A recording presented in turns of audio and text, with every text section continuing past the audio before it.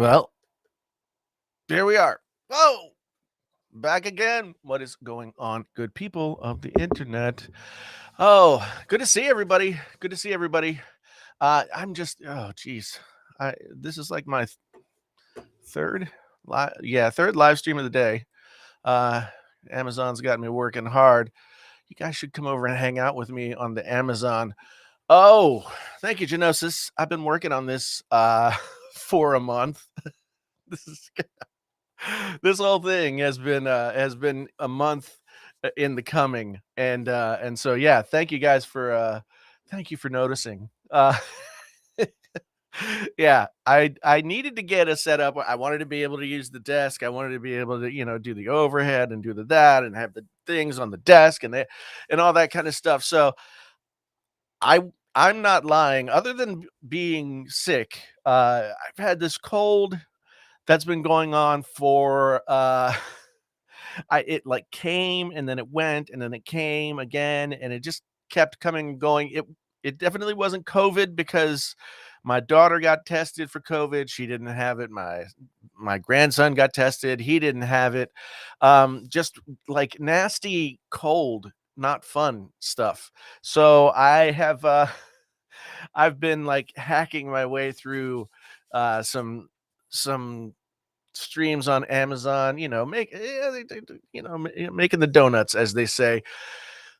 So we got Doug is in here, Aaron is in here, Genosis, of course, Brett, Draftsman, Christian, my boy Tech Odyssey is here, JP is here. So it's good to see everybody. I just kind of decided to do this stream today. So and I don't really have a plan. I was gonna make an end of the year video, but at the same time, like I kind of hate uh I kind of hate end of the year videos. Jason, good to see you, man. You got the same crud in Texas, yeah. And yes, Brett, we did get snow. We got snow the other day, and as much as I was wanting snow, like now I, I have to clean off my car, and I'm over it. Uh, well, my truck, which this is the first winter with the truck. The truck is bigger than a car.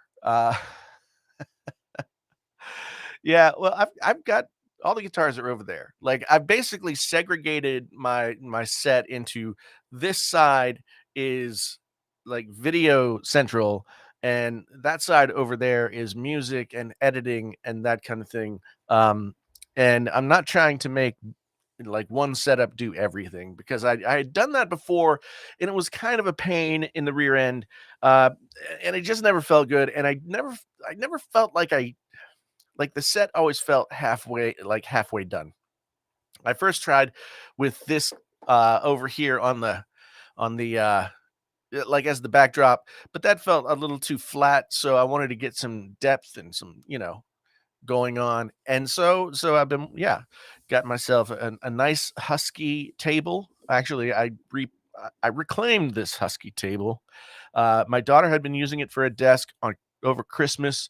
We got her um we got her a new desk setup, uh, like a gamer desk setup, pink with a mouse pad that is the size of the desktop, right? The mouse pad is the size of the desktop, and it has like cat paws on it. Anyway, it's very cute. It's very nice.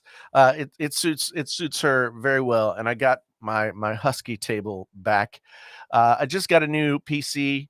So I just started setting that up tonight, which I guess is the reason why I'm doing the stream, just because I wanted to sort of just get going with the streaming and get this PC up to speed.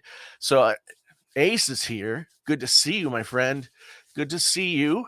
Uh uh whose idea to tip over the glass of oh yeah. I got somebody that's been a supporter of the channel. He reached out to me when I was talking about doing some, like upgrading the art to the channel, and he did a whole treatment for me where I've got social media, this, that, the other thing, a bunch of different treatments of the of different kinds of logos and stuff. So yeah, it's pretty good. It's pretty good. Okay. Wallbank, good to see you. PC specs. Okay.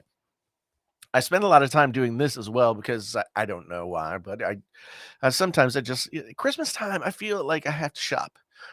Even though even though I don't need to shop. That's something that maybe we could talk about a little bit later on in the stream. But the PC that um, I got an Alienware Aurora R12, and I'd been kind of seeing these at Best Buy, and against my better judgment, I've always thought that the Alienware PCs were kind of sexy looking, and so they had at Best Buy an Aurora R12 open box with an i7 1100E whatever, and then a 3070. It was like $1,700, so I bought that, and I brought it home, and I kind of fooled with it. This was like December 23rd, after shopping for a week trying to find things open box. I bought a TV open box, and then I returned it. Um, I bought a brand new, well, an open box. Well, I bought an open box Samsung 8K TV, and it was super nice, except for the fact that it's supposed to like the way these Samsung high-end TVs, they had this one connect box that's either supposed to stick in the base of the TV itself, or it's supposed to sit like down, in an entertainment center or something like that. And it has a thin little cable that you connect everything to. Um, and for some reason, this open box one had the short cable for when you stick it in the base, but it didn't have the long cable. And I couldn't we don't have a TV stand or anything in our room. So my wife didn't really want one, and I didn't really see any that I liked, and I didn't want to force her to have one. So I ended up taking that back. At which point I saw the open box Alienware, and I thought, hey, well, I'll get that. And then I don't know why I haunted the Best Buy app for as long as I did, but I just kept going back to the Best Buy app and looking to see what they got from day to day to day to day. And Christmas Eve day, I saw that they had a brand new, say, instead of 256 gigs of SSD and a 1 terabyte hard drive, it was 512 gig SSD, 1 terabyte hard drive. Instead of a 3070, a 3080, the same i7 chip.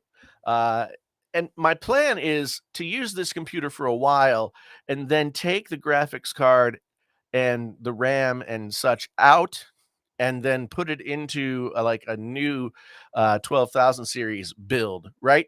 So I I got it. It was 21.99, and I thought, man, that's a lot of money. Do I want to spend that kind of money? But then I thought, you know what? I could almost sell the 3080 for that amount of money, depending on stock at any given time. So got myself this brand new PC, and I like it. I like it. It's pretty sweet. And I like I say, thank you, Wallbank. I I'm feeling pretty good about this whole setup here. Um, this is a concrete wall, and it's really hard to fix things to concrete, and and so I just basically got the strongest gorilla type tape that I could get, and I stuck this stuff to the wall. So far, some of it fell down. I re-adhered it. Fingers crossed. It's been a couple of days. I got my lava lamp. I got my Dr. Monkey, um, and some other junk. West Virginia license plate of like 90s vintage. So that's what I've been doing. I have been literally setting this whole thing up for almost a month. And I had decided that I wasn't going to make any videos in December I made one video that I released on December 2nd. And I decided I wasn't going to release any videos for the rest of the month. I just didn't know I had videos planned. I felt like I needed to figure things out, as it were. So so I just decided not to do anything with videos this for the rest of this month. Enjoy this month, get everything set up, get everything ready for whatever's coming next, of which I have some plans. I know that it's not going to be like the same painfully honest tech. Um, that it has been for the past several years. So I've been just thinking and planning on that. Justin, hey, thank you, man. It's late in the UK, isn't it? It's probably about 1 a.m., 2 a.m. Andrew, thank you for the kind words. Yeah, I've been yeah. It feels comfortable too. A lot of times, I don't have a big room. I'm in a converted garage. So a lot of times a set feels very confining, but I've got enough space here that, it feels comfortable. It feels like I can move around, I can do the thing that I want to do and not really feel cramped. And that's always been a problem. I don't have my mute button. I didn't set up a new mute button. As I've been talking over the past 2 days in these live streams and stuff, like all the leftover stuff that's in my chest is is still is just slowly coming up. So forgive me. I'll turn away and try not to cough in your ear and such. But yeah, so 2 a.m. in on the British Isles. Yeah, it is the holiday time, so that's cool. That's cool. Enjoy yourself. AirPods Max worth it. I mean, I guess it depends on how you define worth it. Uh, they are worth it. They sound very good. They're very well made. They have the Apple magic to them. Spatial audio is really great. The noise canceling is really great. Um, Right now, you can get them. I noticed on Amazon. Well, I was talking about them on Amazon today. They're about 480 on Amazon right now, and of course, that's like $70 cheaper than they were when they came out. So yeah, they are worth it. But I would, at this point, since they've been dropping in price every once in a while, and sometimes more than others, um, I would definitely try to get them on sale because I don't know that they've ever been worth the 550, but in the early days, the hype and the short stock made people buy it. Man, if I could drink a hot toddy, Jason, I would do it. But basically, my hot toddy is a cup of tea. Which I guess that would be nice. A cup of tea would be nice and relaxing. But yeah, I've just got my giant tureen of water. Mm-mm. Yeah, 32 ounces of goodness from Takaya. I don't, I don't know. I don't know. It sounded fancy on Amazon, so I bought it. Uh, Frank, good to see you. Good to see you. Brian's playing Halo Infinite on a PC, and oh, right now, where are you watching? Man, how can you multitask in that way? Uh, that's that's pretty impressive. So so yeah, I want to play the Halo Infinite. Been talking to Tech Odyssey about playing Halo Infinite. So maybe I'll get into that once I get this thing rolling. I got 32 gigs of RAM, and so now it should be able to stream and do all the things with aplomb without any problems. So so yeah, Halo Infinite looks interesting to me. I'm looking for a shooter. I'm looking for a new first person shooter. Battlefield 42, just like I played it some, it didn't really it hasn't really grabbed me yet. Maybe it needs like to get the bugs worked out and stuff, but I wasn't getting excited about it for whatever reason. And so yeah, I'm gonna try some Halo, see how that goes.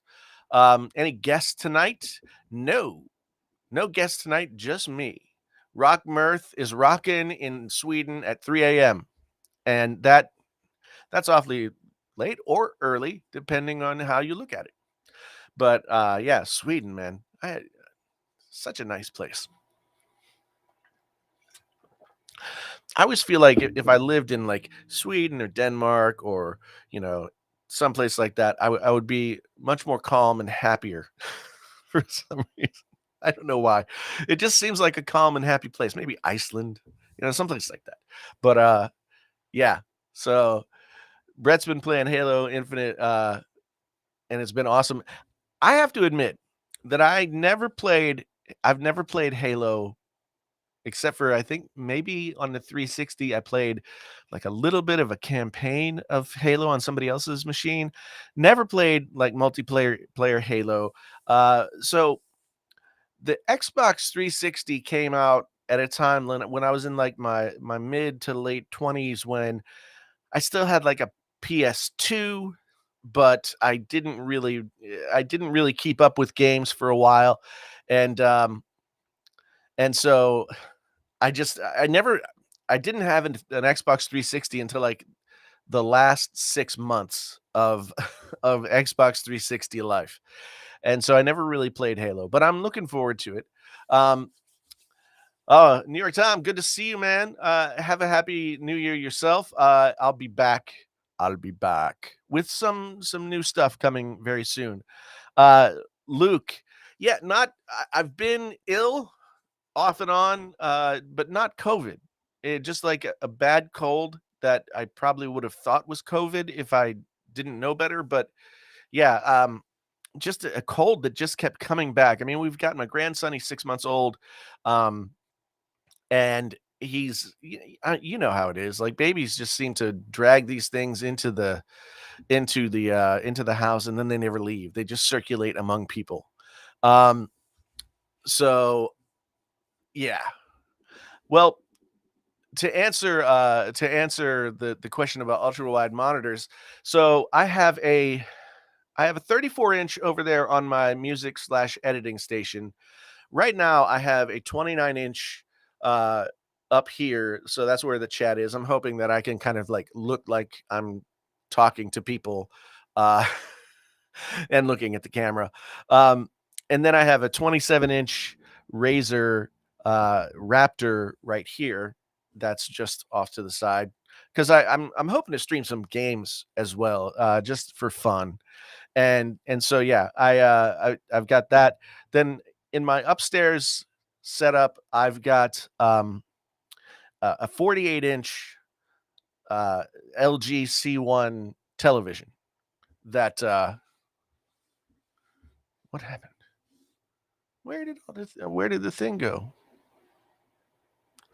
Can you guys still hear me? See me? Whatever. My video went out. Hmm. Hmm. Okay. So it's it's clearly something happened to my camera. Give me a moment here.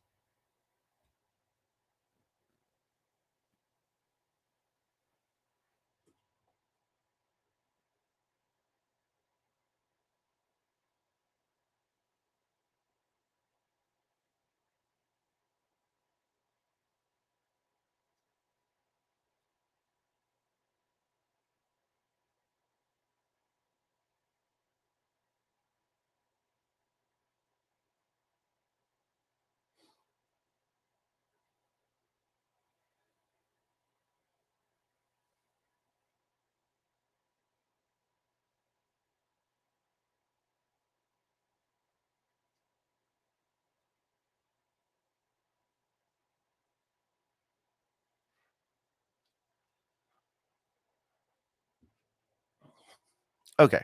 So when I was moving, when I was moving things around, I obviously uh I obviously knocked the battery thing out of my it got unplugged. So I just drained the battery on my camera and now I'm going to look here at this Logitech C920 webcam that I've got up here. Um, so I'm gonna wait for a few minutes and I'll get the whole thing rolling again. Let me slide this. Oh yeah. Now you guys got the totally downward cam. Anyway,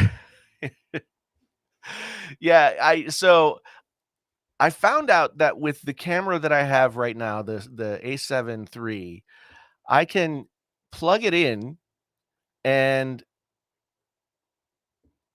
it charges the battery and like allows you to stream, right? So I've been doing that, but in this new setup, the thing keeps falling out of the power strip. So I've got to like pry the things apart a little bit more to get it to stick in there. But I'm going to let the battery charge up for a few minutes. We'll talk this way. There's the side of my Alienware. I'm gl- I'm glad I'm wearing pants. They are pajama pants, but they're still pants. So we won't have any kind of trouble there. Uh, and yeah, you know, I've been streaming all day, everything going great, like 2.5, 3 hours of streaming all day. I'm going to start blaming you guys because it's not until I get into this that there's the technical difficulties. So I'm gonna, I'm gonna just, how's that? Yes. Uh, Center Mass says babies are disease magnets. They are, unfortunately. And usually I don't get very sick very often. But yeah. So yeah, the above camera works, yes.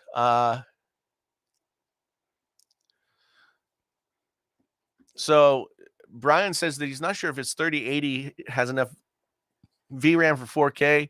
So 1440 gets maxed out. One thing that I've been hearing from doing some research on buying this PC is that a lot of 3080s have really bad uh, thermal paste jobs, and so I've seen videos of people taking their 3080s apart and then putting thermal pads around the edges where the VRAM is, and that's getting them better temps. So if you want to try that, look for some videos on repasting the 3080 because what I've heard is the 3080 and the 3090 all have like some kind of questionable uh, thermal thermal paste jobs.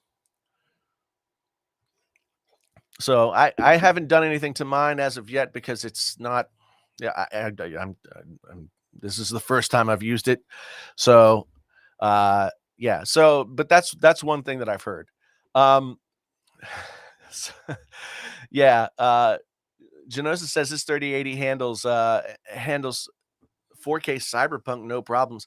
Is Cyberpunk like stable and worth playing now? Because I was really excited about that game and then it didn't, like it just was bad, right? So Die Guy, happy end of the year to you as well, my friend. Good to see you, man. Good to see you. Yeah, so it's tis the season. Um I kind of went a little crazy over the holiday season. I bought myself a really nice guitar. I bought myself this computer. Um and so yeah, I'm going to stop spending money. That's my plan for the new year. On PC it's okay. Cyberpunk's okay on PC. Um yeah, man, I was so bummed out. Um I know who it is. I know who it is. I gotta get on and man, we haven't played any Battlefield yet. I was just saying earlier that I haven't been like I played some Battlefield 2042 and just like didn't get into it. So anyway, we'll talk. Um, oh, Jason, yeah, early bedtime over in Texas. That sounds good. We gotta get up and punch the cows or something. Uh, I had to do that. I live in Iowa, so you know. Um, Cyberpunk seems fine on PC. Tech Odyssey says won't buy. Aldo Fern says that he's not going to buy from CD Project Red because they're a bunch of grifters. I I hear what you're saying. I hear what you're saying. And on one hand, yeah, I think I think all video game developers are on the grift a little bit. Like no video game seems to come out even hardly playable anymore. So Cyberpunk is not unusual. It's not an unusual uh example, right? Battlefield 2042 was terrible on PC from what I heard. Although, I mean, there were some glitches on console, but it wasn't terrible. Um, so yeah, it seems to be the way things go at this point, and it's just kind of a drag because I played a lot of Warzone, but really since like maybe the middle of the year, I haven't hardly played anything. I got the Xbox Series X, I got the PlayStation 5, and I really haven't played anything. I mean, there's not very many new titles for the PlayStation, although I do want to play the Miles Morales. Um, and then I yeah, I guess Halo would be the thing to get for the Xbox Series X, but I haven't done it yet. So, Steven, thank you, man. Yeah, 2022. It's gonna be here tomorrow. So crazy. Uh, I got Red Dead Redemption 2 for the Xbox, and I played like the first sort of opening part, and then I see this is what always happens to me with like big story type games. Um, I always just I start out and then I think, oh, this is really cool, and then I don't play anymore. That's what happened with I don't think I think I had Last of Us for almost a year before I actually played the game, and then it ended up being one of my favorite games, well, maybe my favorite game of all time. So, I should I should get into that, but, yeah, I haven't played it yet. I heard that Henry Cavill wants to make a Red Dead Redemption movie or television show or something like that. Um, Mark B, good to see you. I hope things are good down under in the Australia. They say down under because Australia is like on the underside of the world compared to where we are. Is that right? Uh, um, Draftsman says they were selling Cyberpunk for $20 launch week. Oh man, I paid full price, and then I was like, I was mad because it was terrible. And so when they said they were going to give money back, I just took my money back. Um, Metro Exodus is amazing on PC. Really enjoyed it. They re-released it with ray tracing. Oh, cool, cool. I never played any of the Metro games, uh, and yeah, I think if I get into Red Dead Redemption 2, I'm gonna absolutely love it. I remember when Red Dead Redemption came out, my daughter was really young and she loved horses. So all I really got to do when playing that game was ride horses. It didn't it didn't really like it, d- li- I didn't get to ride any I didn't I just it was just ride horses. Just ride horses. Um so I did some stuff, but I never like completed the game or anything. Um and then it was the same with Skyrim. I played a lot of Skyrim, and the funny thing about Skyrim was, again, my daughter was very young at that time, and she loved horses. And there was one quest, like a side quest, that had many, many, many parts, where you had to go through all of these things. And when you finished that quest, you got this special like devil horse or something. And I went through the whole thing and got the horse. And yeah, that and she it was so funny. But she was probably like 5, right? But she guided me through the whole deal. Like she just has a brain for video games. Although now she's a teenager and she cheats in a way that it wasn't possible to cheat when I was a kid. You know, she gets to a point in a game and she gets stuck, and then she goes to the internet and she looks it up and she gets through. Um, I don't understand. Is that a normal thing now? I mean, I guess I've done it a few times, but I remember just like spending hours and hours trying to figure out some puzzle piece of some game back in the day, and there was no internet. We couldn't cheat. There was no internet. So, yeah, but I I remember when we got uh the Xbox One, my daughter wanted to play Injustice 2. And and so I was like, "Yeah, okay." And I'd never been big on, like, the Mortal Kombat games or anything, but I'd played enough to be okay. Um, and so my daughter was probably, like, 12 or 13 at this point. And so we played and I would beat her, and yeah, Zelda is what I was trying to think of. I remember being stuck in Zelda forever, just trying to. Yeah, well, they did, Devin's right, they did have the big 300-page walkthrough books, that you could buy, but they were, like, prohibitively expensive. But, yeah, I think I remember I bought a companion book for Skyrim when I got Skyrim, but, yeah, we were playing Injustice 2, and at some point, my daughter sorta got obsessed with it, and she learned, like, she loved the cheetah. She loves cats too, of course. And there were a couple of characters that she really liked. Harley Quinn was one, and Cheetah, and I think one or two other characters. And she learned all of the special moves for all of those characters. And she would only play like one of those three or four characters, and it didn't matter what I picked. Like, she would destroy me in 30 seconds. And at that point, my masculinity had been totally, stripped away, and I was very sad. And I mean, it's great. I was very impressed, but I'm a little too overly competitive to to be able to withstand the ego smashing that is getting destroyed by your 12-year, 13-year-old daughter at a video game. Uh, so yeah, Tech Odyssey says he had the original Zelda for Nintendo secondhand, didn't have the overhead map, and having figured out 8 years old. Yeah, still beat it.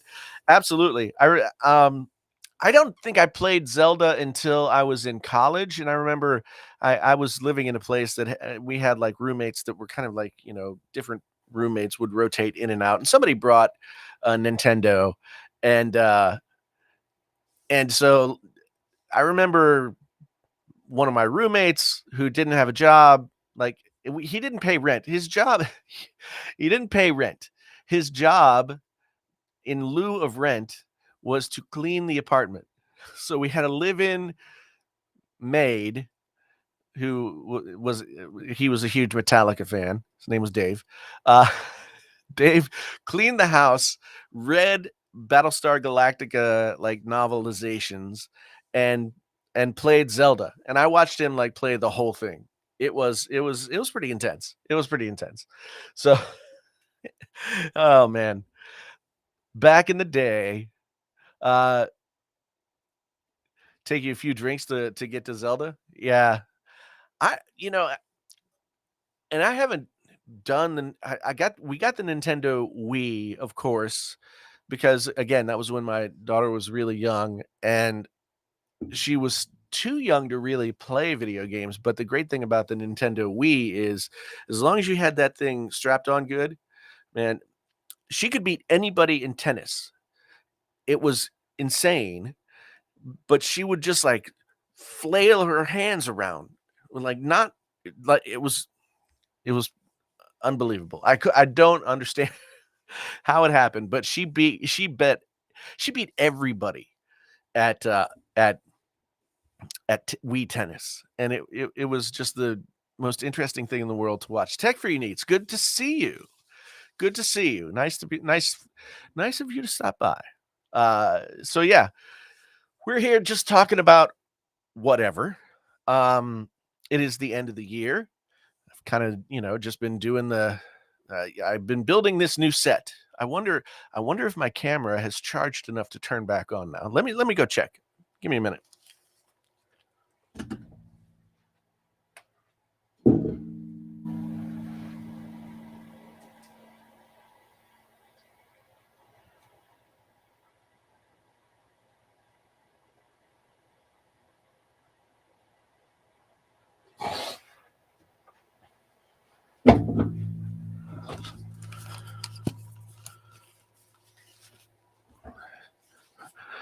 All right, I think we're back in business. I think we're back in business. Let's switch this camera back. Oh yeah. Dun dun dun. There we go. So now we're back. Not I don't want no 480p. Give me the 1080p. We're streaming in high quality here tonight. Um yeah, the Wii bowling was really fun. Um Jay Dibs, happy New Year to you as well. Thank you, man. I appreciate it. Yeah, Mario Kart, all the Mario games were, just really intense. You had to be careful. Um, Devin says my wife would whoop my ass in Wii bowling because she would just flail uncontrollably. Yeah, yeah, that's exactly what my daughter did. The same thing. Thank you. I'm really enjoying the new set. Like I was saying earlier, it just feels really comfortable. Uh, and so it's going to be really easy to make videos from here to stream in the different ways I want to stream. Um, so so yeah, I'm excited about it. Uh, Recently got Zelda Nintendo games for the handheld, the original Zelda, Zelda 2, Link's Awakening. Beat the first one. Yeah, I I kind of wanted to get the Zelda game for the Switch, but I never got a Switch yet. I kind of wanted to, but then I haven't gotten one. Now there's the OLED one. Do I want that one? I'm not sure. So yeah, this is a little bit better view than the webcam. I agree. I got a new camera lens too for the A7 III. I got a Tamron 17 to 28 f2.8 lens, and so I got this full frame camera a couple of months back, and once you go full frame, then the lenses get really expensive. Like the actual Sony equivalent of this lens was like $2,000. And while it would have been a great lens, that's just a lot of money. So I got the Tamron, which was 800, and I'm really liking the way it works because I can get super wide. Like what you're looking at is a 17 millimeter, but then it can pull in. So I'm pretty psyched. I'm pretty psyched about it. Um, so yes, the Matrix films. I remember my wife and I were talking about this. We rewatched the original Matrix before the new one came out. And I still remember we went to see that in like we went to visit her parents. We were living in New York City. Her parents were living in Easton, Pennsylvania, which was right over the New Jersey border. So we would take the bus from Port Authority down there. And so one weekend we went to see The Matrix, and I didn't really know much about The Matrix at all. I'd heard about it, but it just looks kind of like, another sci-fi movie. Keanu Reeves is revered now as a god. Uh, but back then he was Bill and Ted's Adventure guy. He was the dude from Speed.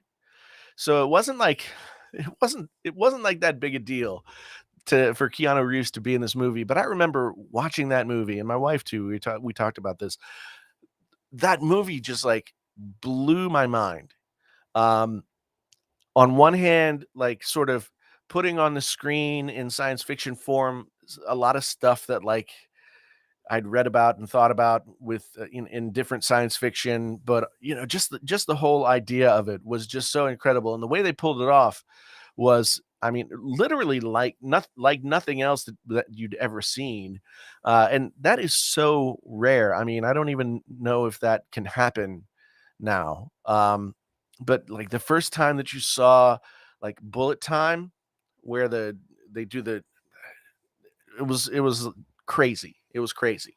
So, watched that, again and was really impressed by it. Didn't watch the other 2. I don't know that I've seen the other 2 more than, like, once or twice total because they I mean, they really weren't all that good, and the story they didn't extend the story too well. Um, so I didn't we didn't rewatch those, but we've only watched half of the new one, and I have to say, like, I see a lot of people not liking it, and I have to say that, so far, I'm really, really impressed. I'm really impressed with it. I really like what they're doing. I don't know if it's gonna be, like, totally, like, knock it out of the park good, but I really like the premise of it. So, I'm trying to I we started watching it sort of later one night, and my wife goes to bed early, so we watched the first half of it. We probably will watch the next half tomorrow. But um, so far I'm really liking the new one. And again, I don't know from yeah, well, as Devin says, like it's very self-aware. Like it knows what it is, like it's very meta, sort of like very kind of I don't know. And I like that about it. I like that about it, and I like where it's going. And I like that they focused on characters. So that's one thing that I felt like um I I felt like they sort of lost touch with characters. Um and they kind of went with ideas.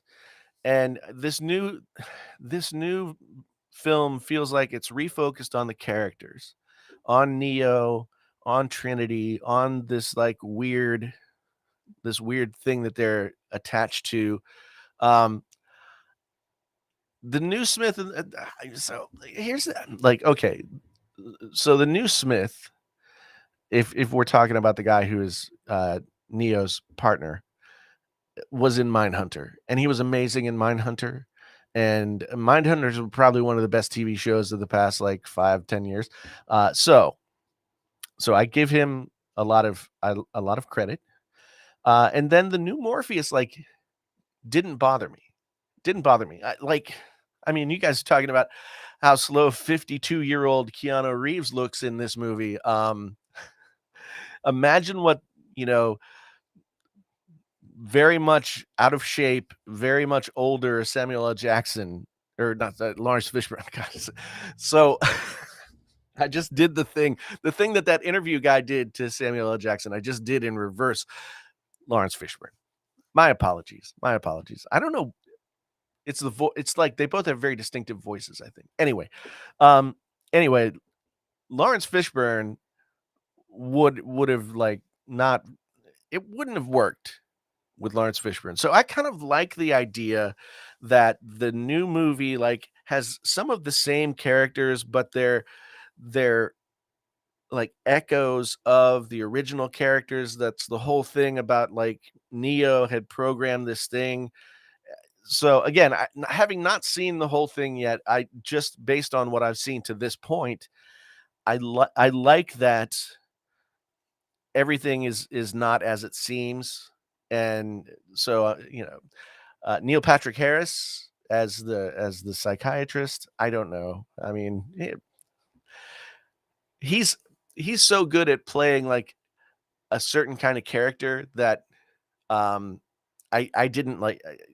It takes me a minute. So I didn't really get the nostalgia thing though. I didn't get the nostalgia so much. And I really feel okay. Like I don't know. It's really hard for me to judge because like I definitely would be somebody who in my age group would be uh ripe for nostalgia. um And so I don't know. But Elena says that it felt like a cash grab. I mean, I don't know. I at at this point, like, is any film a cash grab? Uh, I mean, it went it released on HBO Max. So, like so as Steven says, watching Halloween Kills, oh my god. Halloween Kills, if you wanna talk about a cash grab, oh my god. That was perhaps one of the worst movies I have ever seen. I have I just I felt like they could have, like, actually made a B movie version of that movie, and it would have been better than what they did with the A-list actors. It was terrible. Um, so Halloween Kills was an embarrassment. The reboot one before it was pretty good, you know? Jamie Lee Curtis comes back, it was good, but this most recent one was terrible, terrible. Um Halloween Kills tried to be Friday the 13th remake, but Halloween. My problem with it was, like, I can't claim to be a Halloween movie, like, completist, aficionado, but Michael Myers just became indestructible. I mean, I thought that he was just like the brother who was a homicidal psychopathic maniac, and suddenly, like, he can't be killed. I it lost me. It lost me. Um, yeah, I didn't watch all of the 8-Bit Christmas. I thought that I would get into it, but I didn't watch the whole thing. I think no, I didn't watch the whole thing because I fell asleep. So, how's that for old man? Like, if I've watched part of a movie, if I've watched part of a movie, it's probably because I fell asleep through the other part of it. Yeah, alt dad tech would be good to get in here. Uh, I that's a good idea. You know, I gotta get some new blood up in here. Um, Brett loved Halloween Kills. I don't know, man. I am a big fan of the cheesiest of cheesy horror movies. That's a family thing that we do. We watch a lot of horror, good, bad, or otherwise. We'll watch it. But Halloween Kills was just way, way beyond the pale for me. It was it was not it was not what I was hoping for. Um, Somebody asked about Boba Fett, the book of Boba Fett. Um, watched it last night. Um, no spoilers. Loved it. um, I, I, yeah, the book of Boba Fett. What John Favreau and Dave Filoni and Robert Rodriguez and the other people who are kind of doing Star Wars now, those guys understand like the entire lineage and of Star Wars. They get the right feel for the Star Wars universe. And I think it wasn't until it wasn't until The Mandalorian that I really could put a finger on what was wrong with the the prequel or the sequel or I don't know. We had a prequel, then we had the movies, then we had a I guess what do they call it? Skywalker series? Anyway, um, so I couldn't figure out what was wrong. I think one of the reasons that I liked The Force Awakens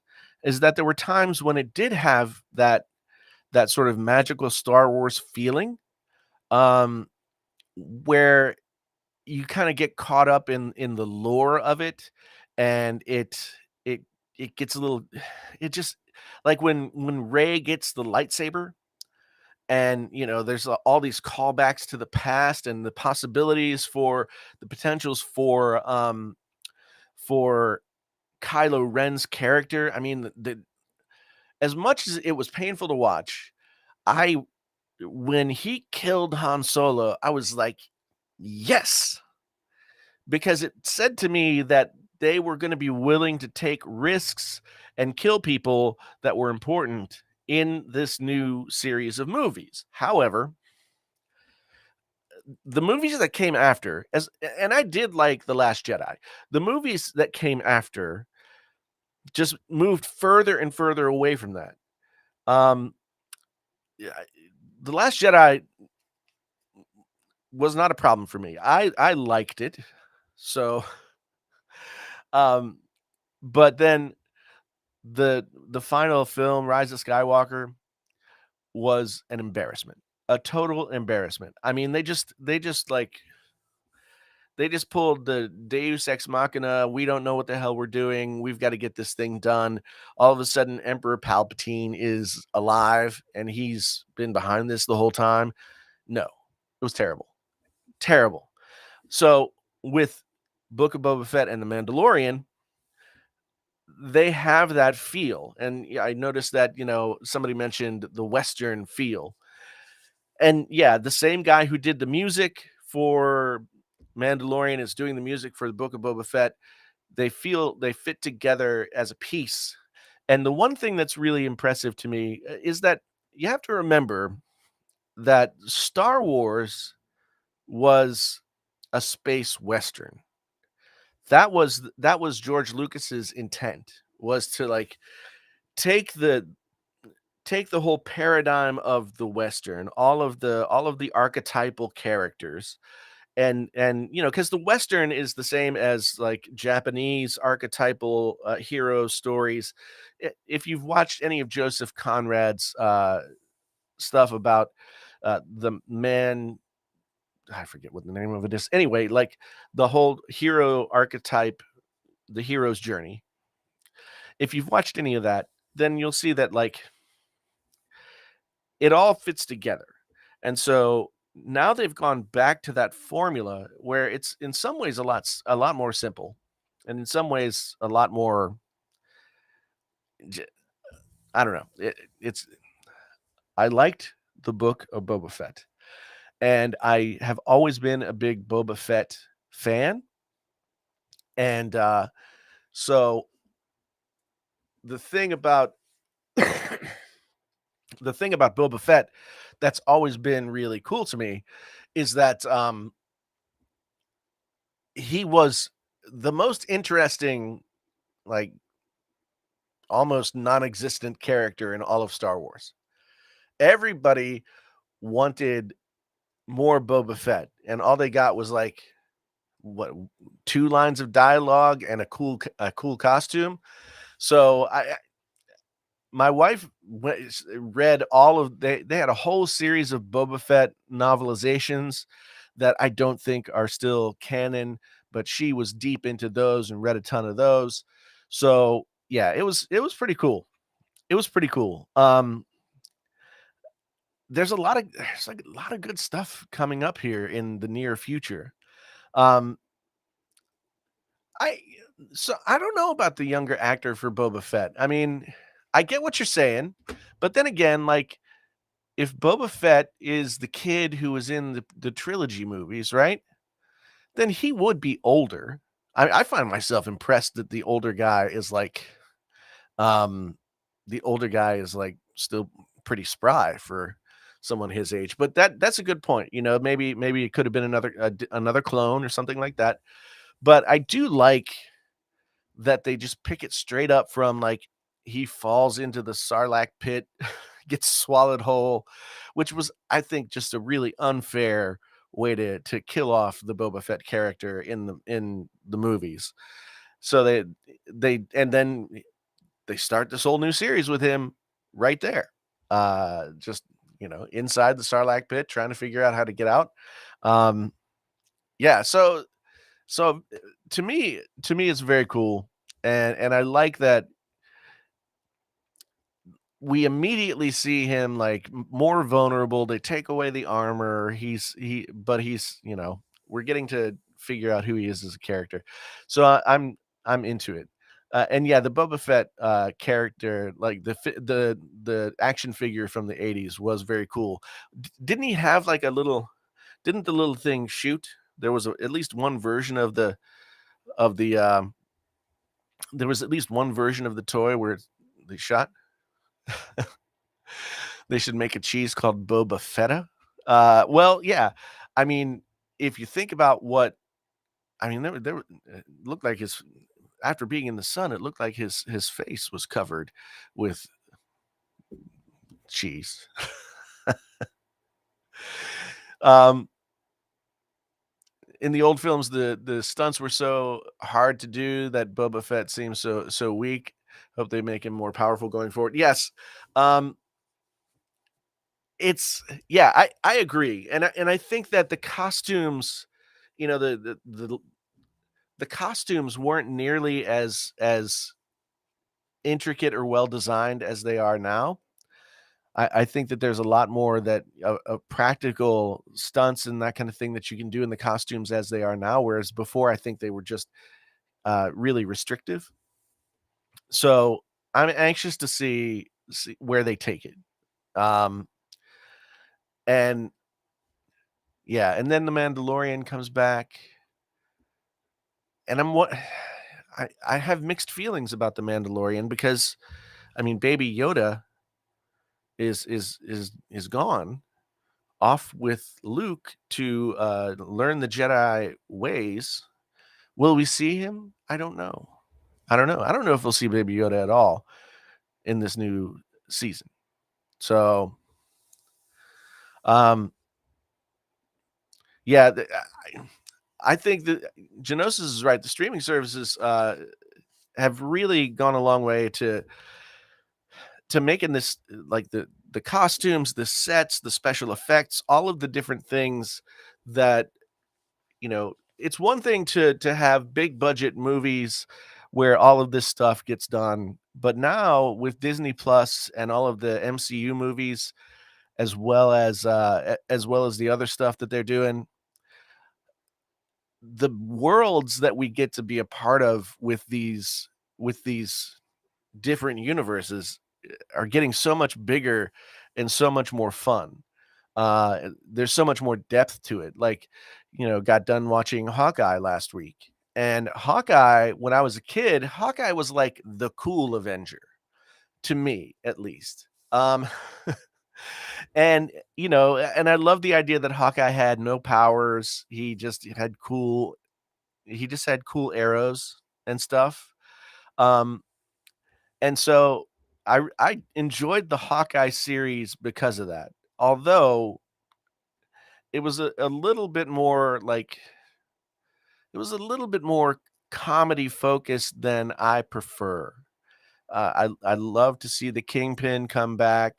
I love to see Matt Murdock in the Spider-Man film, all that kind of stuff. One thing I loved about the Netflix MC like Marvel series is how dark they were. Um, that to me is has always been something that you know there's like a darker and a lighter side of the Marvel universe, and um, the darker side of the Marvel universe was always like really dark, and there was always something like super dark about the characters anyway. One thing that makes Marvel characters different than DC characters is that Marvel characters, or at least the ones that starting with Stan Lee and Jack Kirby and those kind of guys, the Marvel characters were all flawed human beings that were in one way or another gifted extraordinary powers, right? But they all had their Achilles heel. They all had their faults. They all had their thing that sort of kept them on the like closer to the earth than say Superman. I mean, Superman is not an interesting character. Um, Superman is super, right? I mean, Superman could like they had to invent kryptonite years after Superman came around because he was too all powerful, right? So Superman's just not really a very easy character to care about. Um, However, Spider-Man, like who doesn't root for like sad sack Peter Parker who just happens to like become really powerful, but then not really know how to, like, he's just socially awkward, right? So, I mean, that's what's really interesting to me about the Marvel characters is that they're always really flawed. And a lot of times what causes them problems and brings them more trouble is the flaws in the character. Like the new Spider-Man. The new Spider-Man is was really well done. Um I was worried I was worried that the new Spider-Man was gonna just be kind of like, hey, we're gonna shoehorn all of these older characters into this movie, and it'll be fun. Uh, but it worked.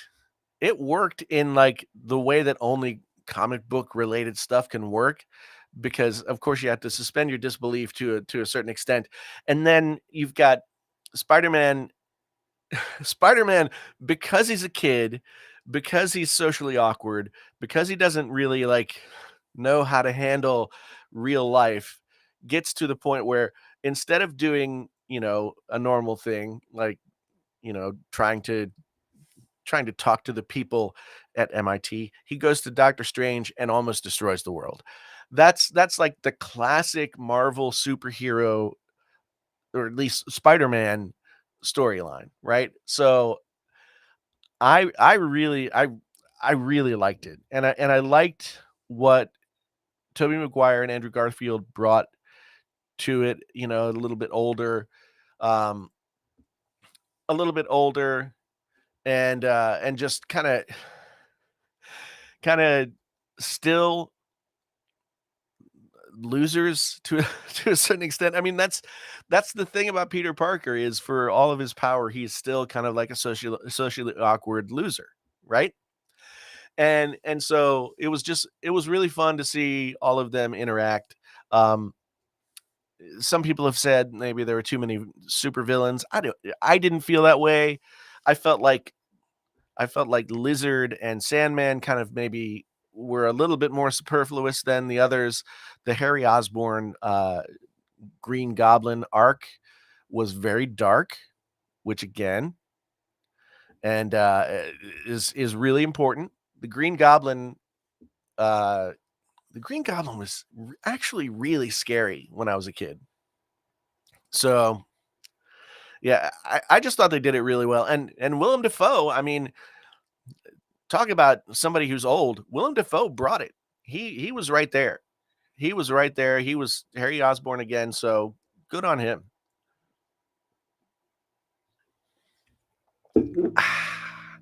Septian, good to see you. I'm back. I'm back, and it's I'm feeling good.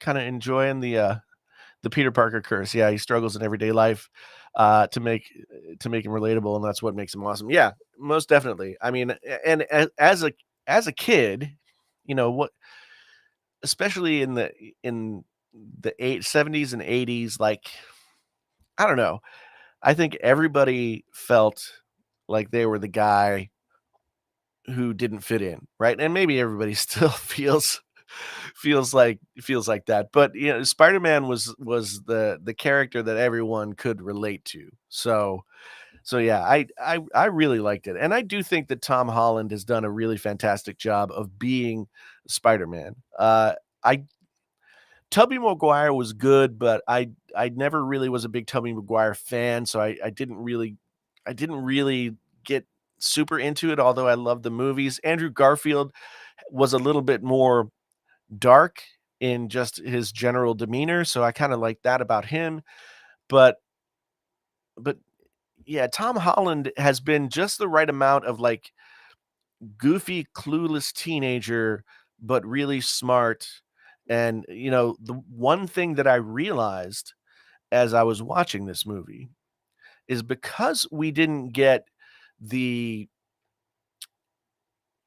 we didn't get the Spider-Man origin story in this new arc of Spider-Man stories, we didn't get the setup that sort of made Spider-Man Spider-Man, which was, the death of Uncle Ben, then teaches him this lesson about what the responsibilities are that he has.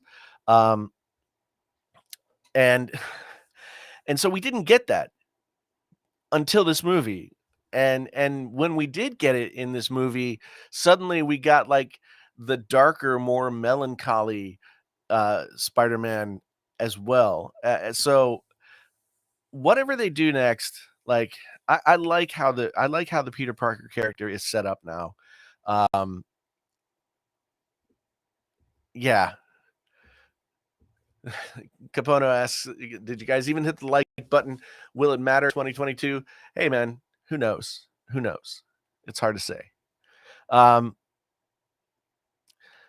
oh, the 90s cartoon series, like, I didn't watch that one as much. I watched the hell out of the 70s cartoon series, though. Do you guys remember, there was a show that was like it was like Sesame Street for older kids. It was called The Electric Company, and Spider-Man was on the Electric Company in little snippets, and Morgan Freeman always played the bad guy that Spider-Man was fighting. Um, you know what? I th Septien says Sony's not giving up the Spider-Man IP. At this point, I mean, I think that they've sort of they're definitely gonna try and all of the sort of Halo characters around Spider-Man, um, they are clearly trying to make bank off that. But let's be honest, the Tom Hardy Venom movies, fun, but not really all that good, right? Um, so I just don't know if Sony can make these movies as well as, and I don't know what it is about the MCU, but they seem to be able to continue to churn out like better than mediocre to really great movies, one after the other after the other. Um, Genosis was bummed that Eric Foreman never showed up as Venom. Yeah, that would have been interesting. That definitely would have been interesting. Topher Grace. You know, Topher Grace left that 70s show because he was gonna be playing in all these big movies, and the first thing he did when he came out was he was in a Spider-Man movie as Venom, and wow, that just didn't really work out for him, did it? Um, Dual Venoms would have been interesting though. Yeah. But I hope I wanna see the black symbiote costume in the MCU. That's what I wanna see. The black symbiote costume in the MCU. Now, the one thing that I'm really excited about, okay, and I just saw that this was maybe a thing, um, and that, there's gonna be a Black Cat movie. Now, the Black Cat, when I was a teen, like the Spider-Man Black Cat, on again, off again, love affair thing. She's bad for him, but she oh so good kinda. Anya Taylor-Joy is rumored to be in the mix to play the Black Cat. That would be something. Because I have to admit, I have an old man crush on that person. Last Night in Soho, if you guys haven't watched that, pretty fun, sort of like supernatural mystery thriller. So yeah, Digital Slang, good to see you, man. Good to see you. Um, yeah, I good Spider-Man Venom movie would be great. Um, man, the Dark Phoenix movie, so much potential. So much the Days of Future Past movie was pretty good. So much potential for the Dark Phoenix, but the problem that they had is that they were making these movies for like to be rated PG. And Logan showed that that was absolutely the biggest mistake, right? Logan is, for my money, still probably the best superhero movie of all time. Wolverine, of course, I've got a Wolverine figurine down here. Wolverine is one of my favorite characters of all time. And that movie was so good. And all of those X-Men stories had so much potential to be that good, except for the fact that like big corporations were making the movies, and big corporations have agendas other than like make amazing pieces of art. Um, it's just sad, you know? I mean, the the the first X-Men First Class was a pretty good movie. The next one was pretty good. And then it just kind of like the Apocalypse movie was terrible, and then the Dark Phoenix movie was like negative terrible. It was like terrible into a black hole, terrible, like negative space terrible. And yeah, the Jean Grey character, I mean, again, so much potential. Like Jean Grey was the perfect sort of like manic pixie dream girl gone wrong, like gone evil. It was just such an interesting character arc, and just lost it. Yeah, Sophie Turner, I mean, I haven't seen enough of her as an actress. I mean, of course, yes, I watched all of Game of Thrones, and she was great in that, but she's not dynamic. I mean, Jean Grey, the great thing about Jean Grey in the comics is that and also, well, the great thing about Jean Grey in the comics is that she's a very vibrant person that's then drugged down into this really seedy darkness and then becomes this like embodiment of both like female power and evil, which is a very 80s concept. So do with that what you will. But like the female power thing was definitely part of what Jean Grey's Phoenix character was all about. And then it really just sort of turns toward the dark side. And it so interesting, and they never wrote that character that way in the movies at all. Ooh, Kayvon, man. Kayvon, 16 months on the Wizard Squad. Good to see you, brother. Thank you for being here. That is so fantastic. I appreciate it, man. Um, yeah, that's great to see. I really do appreciate all the support everybody's been giving me. Um, it's yeah, it's been fantastic. Disney, so Septian says that Disney's going the general audiences route. We're not getting any more R-rated Marvel movies, I'm afraid. Yeah, I agree with you. Um, the the one thing I wonder though, like they've been able to sort of walk the line, and they they've made really good movies, and I think some of what was missing was the pathos, the darker emotional side of things. Like a lot of the Marvel MCU characters were not very interesting characters. As uh they got more interesting as time went on, but that's only because we got to see them a whole lot more. But yeah, I think they've done a good job of like skirting the line between, rated R and rated PG or PG-13 or whatever it is these days. Um, the Wizard Squad is the membership that you can be a member of the channel, support the channel, become a member of the Wizard Squad, and just for a few dollars a day, a week, a month, a few dollars a month. Yeah. So anyway, Elizabeth Olsen as Jean Grey. I mean, at this point, a little too old, I would say. But yeah, she probably would have been good at a younger time. I'm trying to think. Like, I thought that Jennifer Lawrence was really miscast as Mystique, because Mystique is like, there's not Mystique is a very sort of flat character, and Jennifer Lawrence is very good at, like, at being being a very outgoing.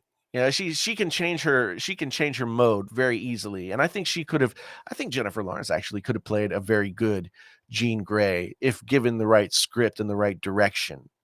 Um, and it's Elizabeth Olsen at this point. I'm trying to think of, like, what young actress would be good as Jean Grey right now.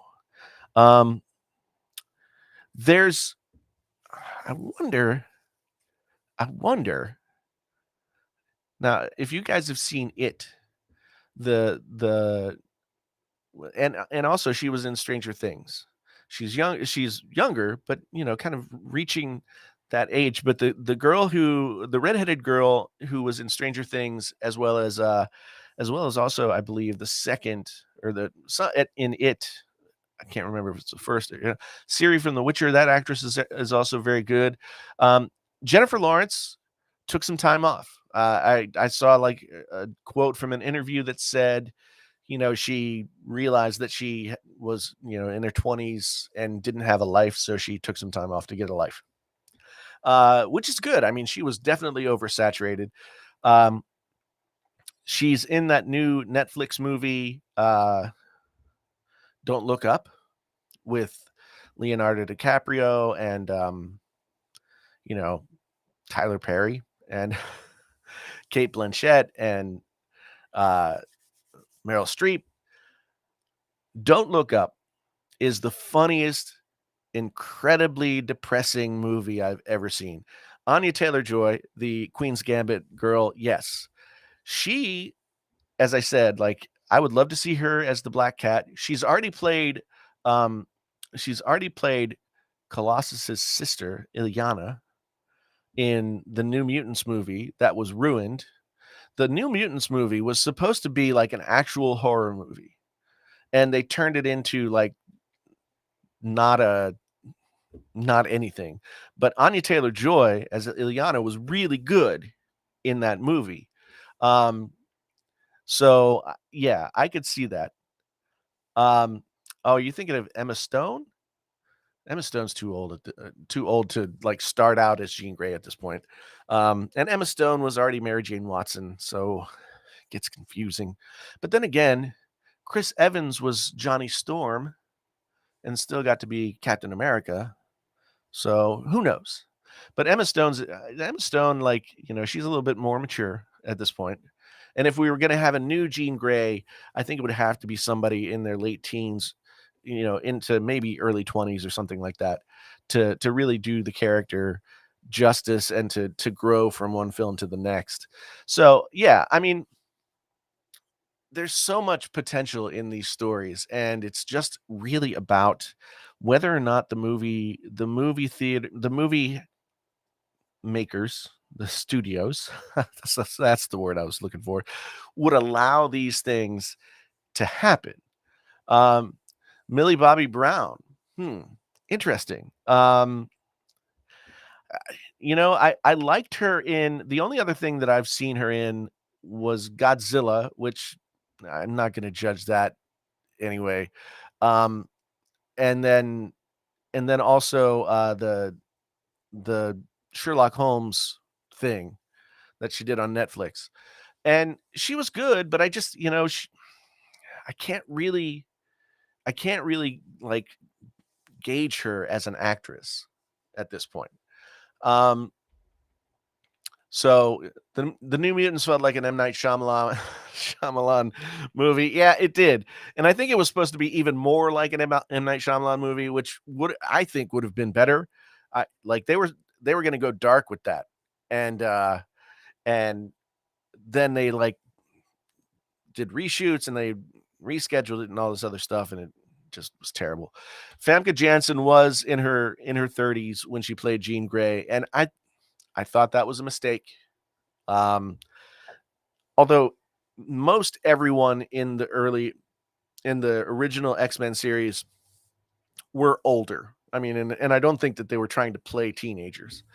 Um, so they were definitely older, uh, but I think Famke Johnson was just not a real good choice for that.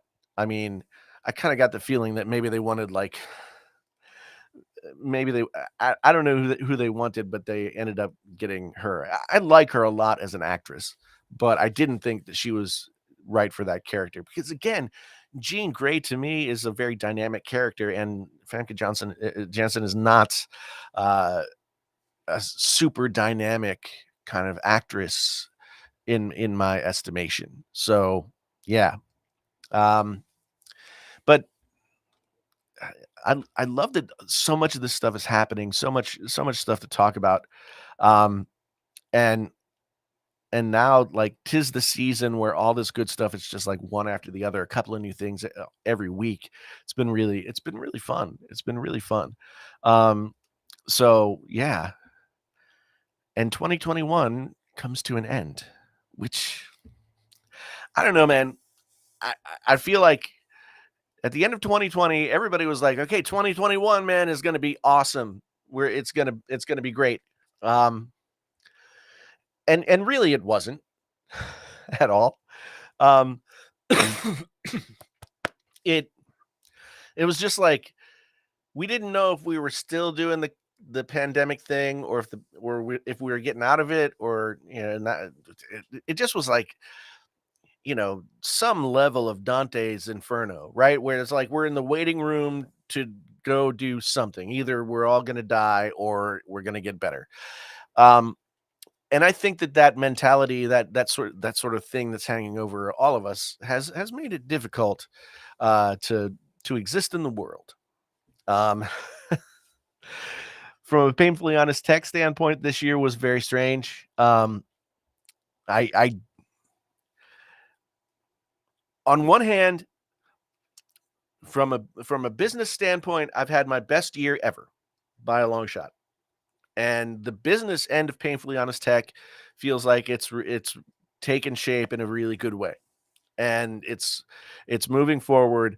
Um, painfully honest tech in terms of content, I mean, it just felt like there I thought about it. There was no LG phones.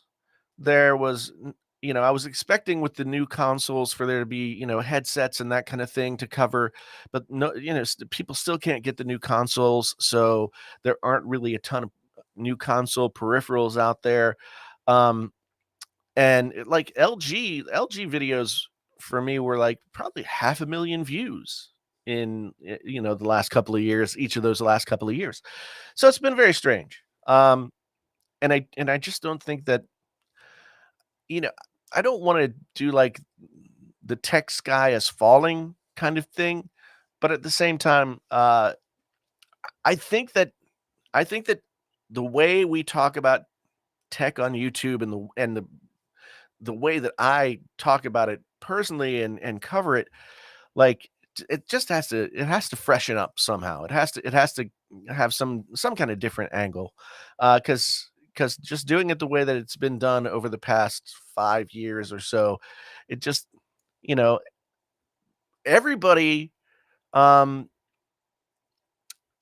everybody seems, when you ask people or I put out a poll and, people were just like, "Yeah, um"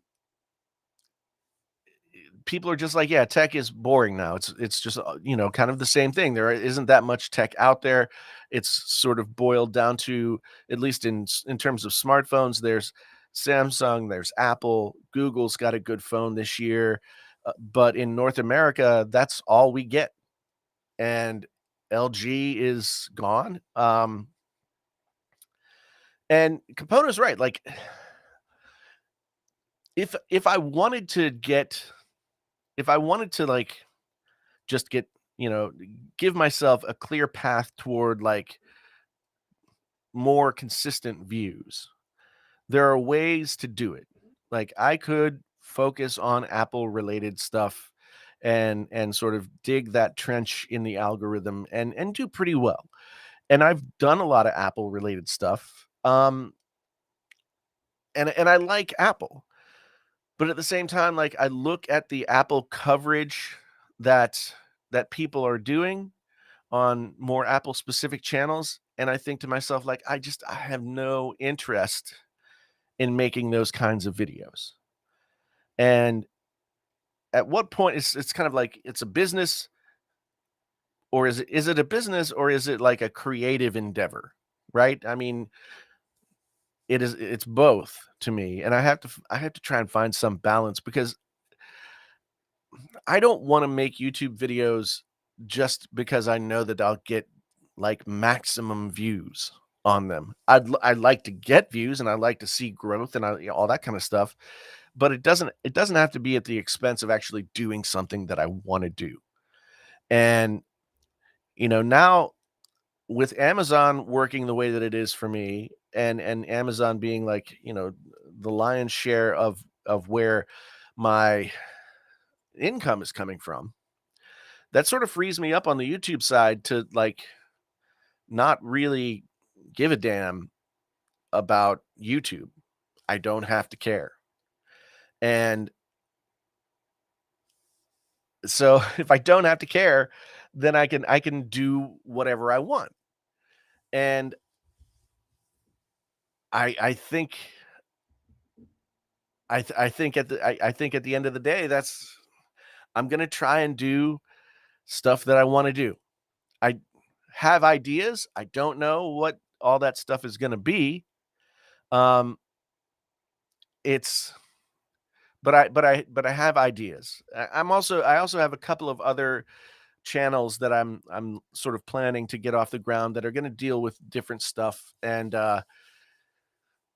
yeah, because as Capone, or as Franklin says, "Variety is the spice of life," and there's nothing more there's nothing more soul-sucking than just, like, looking at how you can how you looking at how you can like do what somebody else is doing to get views. Like that is not um that's that's not that's not good.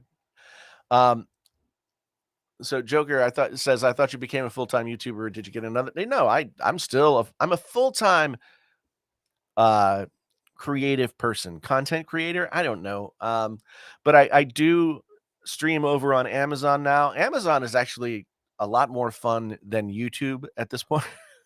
Amazon on Amazon, I get to like talk about products that I like, and and sort of go through the good and the bad, and help people make decisions about what they want to buy. Whereas like I feel like YouTube has just kind of become this space where I mean, at least for me, it was more about talking about stuff that I didn't like. And and so yeah. And so I'm just really enjoying the Amazon thing. So how does Amazon pay me? Well, I mean, I there's the Amazon affiliate program. That's one thing where, I get whenever people click my links, I get a cut of, a very tiny percentage of whatever that is. But then there's also the Amazon Live program that they started a couple of years ago. I streamed on Amazon from like November of 2019 to August of 2020, and that was sort of the beta period for this Amazon Live thing, and then they shifted over to the program where they've now started to like incentivize and bring in some different incentives for people to come over to Amazon and stream. And so basically, um like I um I go over there, I stream a minimum certain number of times per month, and based on what people buy, after seeing my streams, then so anyway, you asked for the simply put version. That's not simple, but basically, it's like it's sort of it's a commission kind of thing, I guess. I don't know it, but it takes the pressure off of the whole gotta get gotta get views to get ad revenue to get sponsorships, like the whole YouTube sponsorship. Like I did I did those YouTube sponsorship things where it was like, hey, VPN this or, Squarespace that. And it just felt icky and just even though I talked about products that I liked and used, I still was like, this feels bad. Now let me tell you about today's video sponsor, Squarespace. It was just icky, just really icky. And I didn't want to do that at all anymore, and haven't done it. I haven't done any sponsored videos. I think I did a few this year, but I just didn't like doing any kind of sponsored video. I didn't like doing sponsored ad reads. It all felt really gross. It felt like, yes, it's money, but I don't know. I'm not making that money for any good reason other than saying these things that they want me to say. So I stopped doing that. And I've got, I do have some affiliate stuff, Secret Lab chairs, which I love. They pay a good affiliate rate. A lot of other stuff pays good affiliate rates. And I I'd rather talk about a product that I like and have someone use my link and click through and go get the product, and I get like a small cut of that, right?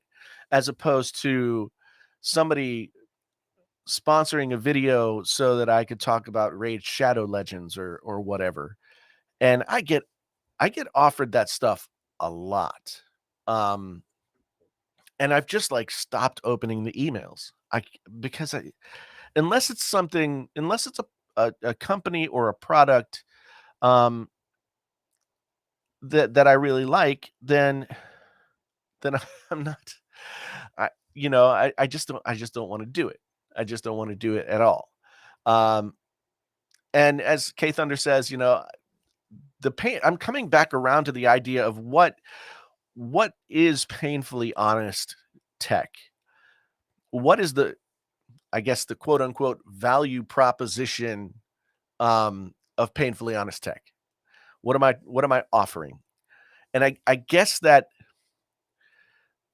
in terms of painfully honest tech, what I want to offer people is an unvarnished, an unvarnished, uncompromised, without having any other masters or anything like that. Just my opinion about a thing, good or bad, and I want people to be able to count on the fact that that's what they're going to get.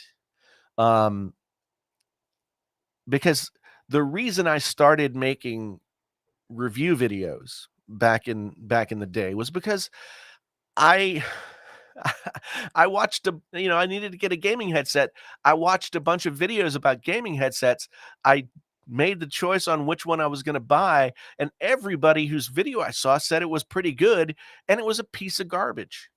It was absolute garbage. I might as well have wiped my ass with the money I spent on that thing. And I got like that made me mad. Like, of course, these are all people that now that my channel has grown, I know pretty much all the people whose videos I watched, and they're all good people. But I started making videos because I didn't want people to just like be not necessarily misled, but for things to be soft pedaled to the point where you can't actually make an informed decision on what you're buying because people are not giving enough of a description of the good and bad. And I still think that's the case on YouTube. I mean, and I think that's probably part of the reason why people are not interested in watching, YouTube reviews is that everybody knows that everybody's gonna say the same thing. You know, every time there's an embargo lift, I guarantee you, next time it happens, I'm gonna go through and I'm gonna pick the 10, the 10 tech YouTubers that we all know are all gonna have an embargo video for whatever phone or product, right? They're all gonna drop it at noon on whatever day. I'm gonna go through and I'm gonna grab whatever piece of marketing language is repeated in every single one, and I'm gonna string it together and, like, make a beat out of it or something. Because that's what Painfully Honest Tech should offer as a value proposition. That's what I want to offer as a value proposition. The idea that, like, you can like what I had to say or not like what I have to say. You can agree with it or not agree with it, but I want people to watch videos from this channel and say, "Well, I have a really good feeling about the way this guy feels about that product," and be able to use that to balance against the other stuff that doesn't really say much. So, um, I feel like I need to get back to that, and I yeah, I need to get back to that, and and having success on YouTube was probably the I mean, it's a blessing and a curse. It's great, people a lot more people come to the channel, you get more views, et cetera, but then you start to worry about, like, what people are gonna think, and then you get caught up in that, and you don't even realize that you're doing it, and it's not that I, quit my job and went full time. That was maybe a symptom of the bigger thing, which was, like, you want people to continue to like what you do, and that's what kind of undermines what people liked about what you do, if that makes any sense. So so I just want to get back to whatever videos it is that I end up making in 2022. I want to get back to making videos that are more unvarnished in terms of, like, not worrying about whether or not people watch them. Uh Whether or not that means I make videos about things that I like and want to do, or if it's, product reviews or something like that. Um, I just I just wanna do something that is more uniquely painfully honest tech, and Devin says the value proposition has always been JTL, and but I feel like I haven't necessarily delivered that or grown it further in the past couple of years for whatever reason. I don't really understand why, but I have some ideas. Steven says, he always appreciated Painfully Honest Opinion. That's why he kept coming back. I appreciate it. Will I do the Can You Trust series again? You know, the Can You Trust series was fun, but then I like it just, like, dove into the ground. Like, there was no place else to go with it. Um, and I I tried to do different things. I like the format of it, and I have some ideas about how to bring that format back around and do it in a new, fresh way. But, it might be something slightly different. And I do have some ideas about how to bring that kind of flavor back to the channel. Lee says, channel has become one man's agony over the meaning of life. I mean, isn't that what everything is? Uh, I mean, I don't know if it's agony over the meaning of life. It's just that, you know, I want to do this in an authentic way. I want to feel that I'm doing what I'm doing authentically, and I'm bringing it to people in a way that that authenticity will translate. And if I'm not feeling authentic myself, if I feel like I'm trying to serve some other kind of master or whatever, then I'm not going to feel good about what I'm doing. And I need to get back to feeling good about what I'm doing. I need to, cut out, like, negativity that's gone on in my life, both in my head and elsewhere, and just, like, it's weird to say, like, I think most people would look at Painfully Honest Tech and say that it's a channel that has a negative bent to it, but I don't want I'm not a negative person. I'm not a negative person at heart, and maybe that's why I get so bent out of shape when I feel like I'm faced with something that's not really what it should be, and um, that's what makes me want to make the videos in the first place. Um, and Genosa says, "In an authentic way without being a salesperson." Yes, that is it. Um, we've had this conversation many times in different venues. I actually have a script written about whether or not uh, tech YouTubers are salespeople, and I think that there are varying degrees, but it's there are varying degrees of the answer yes to that question, and I think that's like the Achilles heel of tech YouTube is that it's bought and paid for at this point, for better or worse. Tech YouTube, the people who want to do the tech stuff, they want to do what the people who are successful doing the tech stuff now are doing. And in wanting to do that, they're going to perpetuate the same sort of like glossy, say nothing, slow motion pan of a product shot, blah, blah, blah, that everybody does, with voiceover of I'm saying nothing, but I'm talking close to my mic. Here's my desk review. Look at all the stuff that I bought. It's just icky.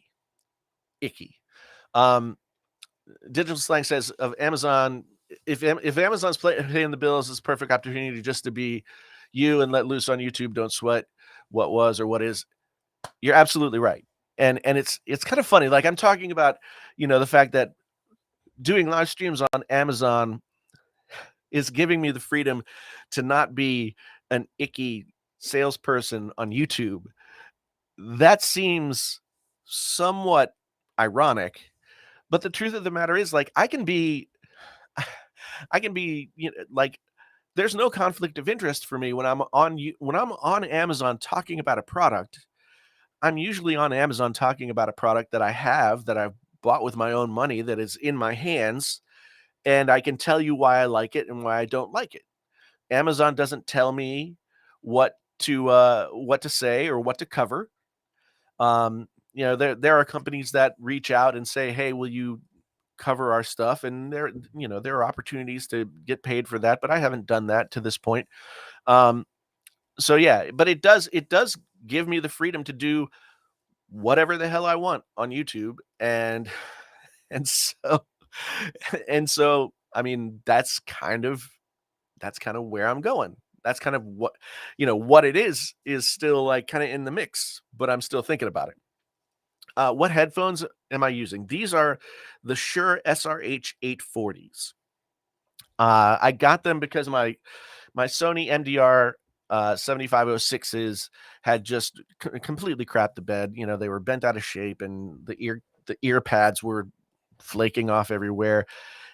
And then I had the the Bear Dynamic DT770s, but they were they don't have the coiled cable, and they were kind of like, I don't know, just felt big and didn't fit well. I like these a lot.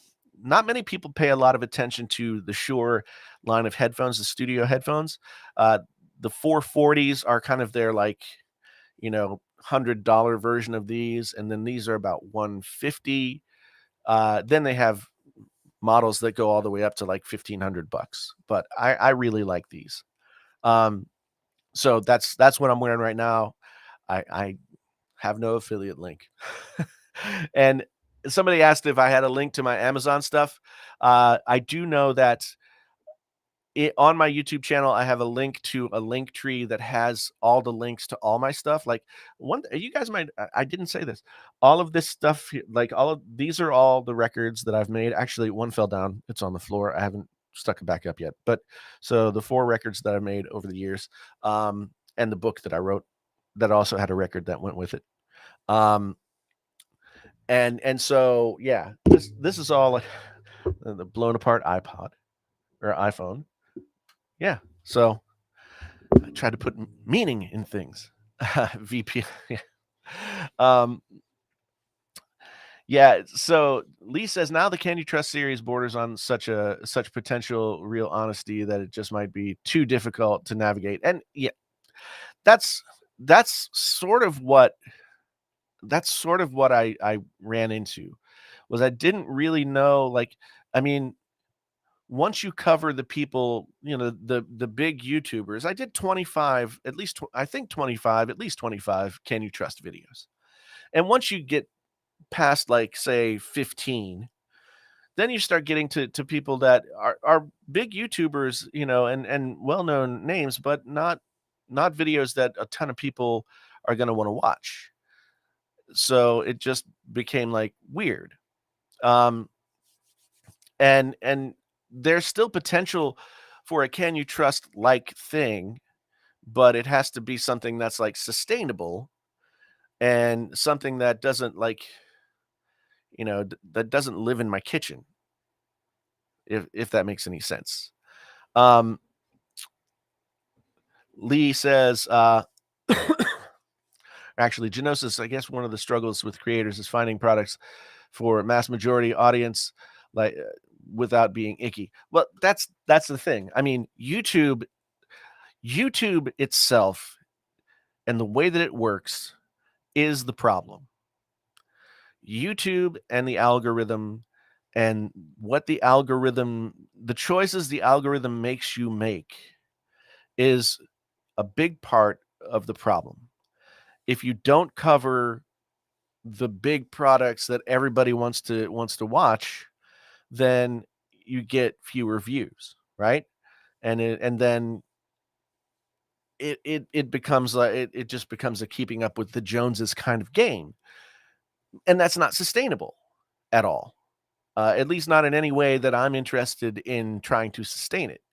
So at the end of the day, um, I find myself just kind of covering stuff that not that I don't want to cover, but I don't want to do in the way that everybody else is doing it. So anyway, if that makes any sense.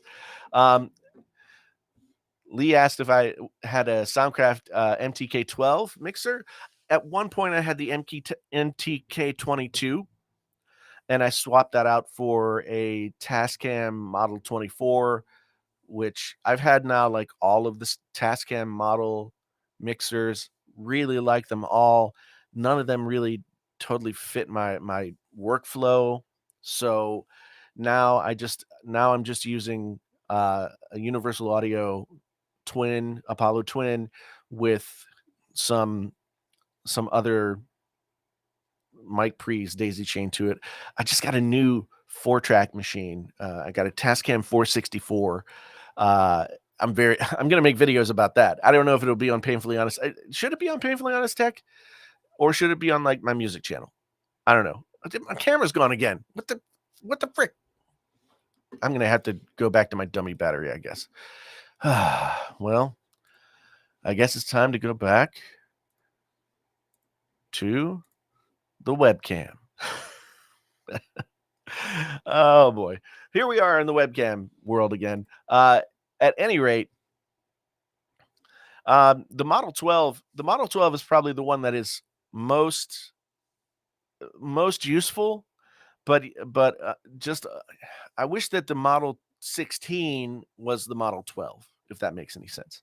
Yes, I'm speaking ill of the algorithm. That's that's how it is. The algorithm is making people make content that isn't as interesting as if they just well, maybe the people aren't interesting. I don't know. The algorithm is like the pressure point. You always feel like if I don't cut a groove in the algorithm that tells YouTube that this is the kind of video that I make, and if I don't keep making that video, then I'm not going to get people watching my videos. and it's fun to play that game for a while, but once you play that game for like 5 years and even have success or not have success, I mean, I was fortunate enough to have some success, but there's no way that I could have continued to make the kind of videos that got me the quote unquote viral success. I couldn't make those videos day in and day out, week in, month out, year after year after year. I couldn't make those videos, because those videos are just like every once in a while I get grouchy and and go off on something, right? So it's I there's got to be a way to be on YouTube or to be somewhere. If YouTube is not going to be a sustainable way to grow an audience anymore, then there's got to be a way to be somewhere doing something um that makes it feasible, I guess. I don't know. I mean, Genosis, I don't know if it's overheating or not. I've never had I've in the time that I've had this camera and done live streams and stuff like that, I haven't had it overheat. And I usually, this is probably bad, but I usually leave it on. I think it has something to do with the fact that I'm trying to charge the battery while I'm trying to charge the battery while I'm using it, and I should probably just be using the dummy battery is kind of where it lands. Oh, El Jefe Reviews pops into the chat and says algorithm equals audience, algorithm follows the audience. Yeah, I mean, you know, that's the snake that eats itself, isn't it? It's like I was like that's the catch 22. So, yeah, it's a very strange conundrum. Oh, Renee is in the chat too. Good to see you, Renee. Happy New Year to you as well. Happy New Year to everyone, by the way. Um, uh, I do. I don't. So I do have the viewfinder like sort of folded in. I'll check on it and do some research. But yeah, I have a feeling that it's the battery thing. I don't think that I've streamed for this long in a while, so that's part of it too. I'm almost at 2 hours. I'm just going on. Um, so Airman says, after 1.5 year review, the HD 600s finally made me get them. Now I use them daily. Yeah, that's that's a good point. I still have my HD 600s, and I've got a lot of stuff that I've hung on to over the years that I continue to use that I like as well, if not better than anything that's come out before. Um, and so maybe I should do like HD 600s after 4 years review or something like that. Because yeah, I still have a lot of stuff that I do keep around that is really good. Um, Angelo, I'm glad that the Arctis Pro wireless are working for you, dude. I still love those headphones, and whether it's a good or a bad thing, there's not been anything released that's better than those at this point. Um, so it's I'm looking forward to the day when the new consoles are available enough that um that new peripherals and headphones and stuff like that can come out for the consoles, and I can get back to talking about some of those things.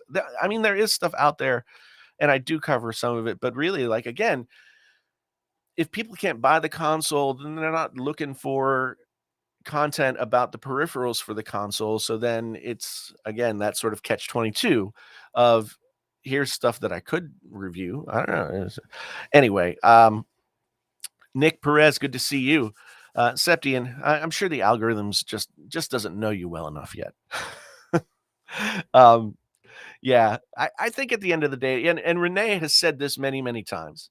If you make content for your audience, if you think about people and you think about what the people that you're making videos for are going to want to watch, and you can get a good sense of that, then and this is kind of what Hefe was alluding to. then the views will come. I think that's, that's been a difficult thing for me to figure out. I mean, as I said, it's been a blessing and a curse to have had like a quote unquote viral video or two that sort of blew me up to an audience that wasn't necessarily familiar with what I was doing. And so I didn't really grow organically. I just kind of got thrust into this place where here's one video that a bunch of people saw, and it kind of threw me off. And I've and I I don't want to sound like I'm not, you know, grateful beyond anything else that people watch the videos and that I was fortunate enough to have that kind of experience and that I have the subscriber count that I do, and that people are here, like, there's 55 people in here that are having this conversation with me, and I do really appreciate that. Um, but I'm also super competitive, not very business minded, and and more of an emotional artistic type than a business person. So I'm trying to learn to, like, balance all those things and make the stuff that I want to make, which will then be for the people that want want me to make it. Does that make any sense? um, word for so Septian's growing his channel from word of mouth. that's that's the way to do it. Just the old tin can telephone line. Um, Arctis Pro Wireless, yeah. Uh, well, I mean, the Arctis Pro Wireless video that I did has been my most consistent, best performing video of the last 2 years. I think I made that video in January of 2020, and it started out, didn't get very many views, and then it just kept getting views. Um, um, excuse me, still got some coldness. But yeah, it's a very interesting time. So, well, Hefe, I'd love to chat with you one of these days. I know we had talked about it once, and hadn't been able to hook up yet. But at the end of the day, I mean,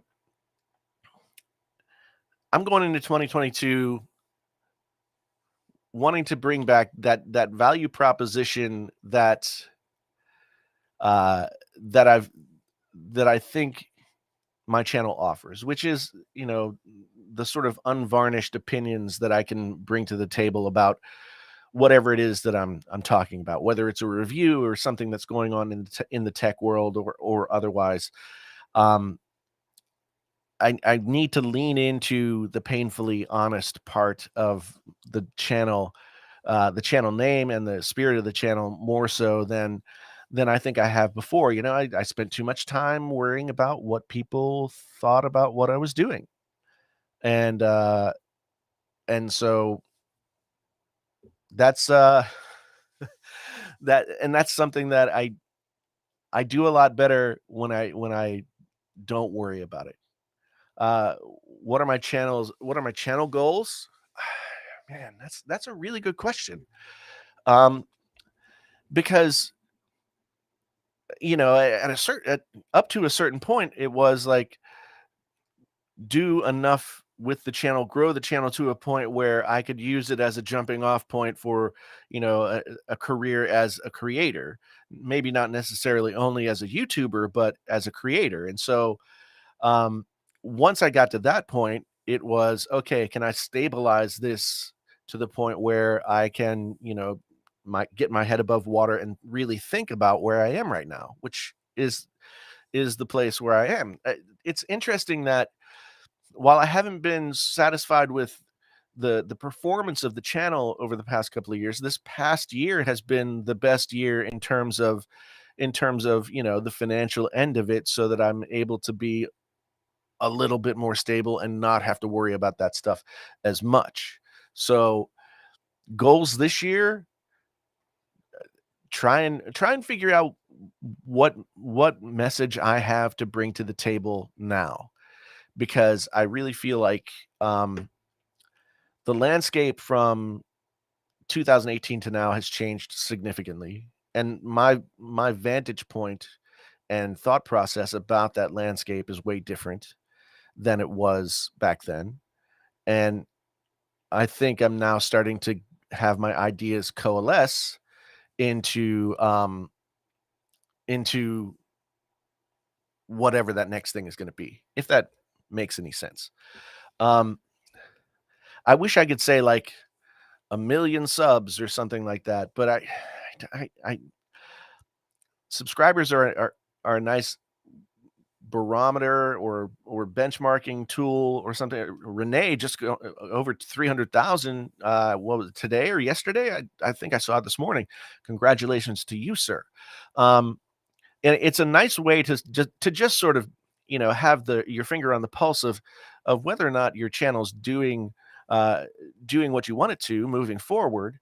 But in terms of YouTube, it doesn't really, like, 300,000 or 1,000,000 or 200,000 or 10,000 or whatever doesn't make as much of an impact as maybe it once did, or maybe it once seemed like it did. I'm gonna have to check out the Think Media thing, because I didn't get Vid Summit replays. Um, but I definitely will check out Sean Cannell's recap, because there's still so much stuff to learn about this. And really, like, it's, yes, learning about how to do YouTube and do it more effectively, it's and all that kind of stuff. Um, but it's also, I mean, YouTube from an artistic standpoint, from a creative standpoint, YouTube is the hardest thing that I've ever done, because it's more dynamic in so many different ways.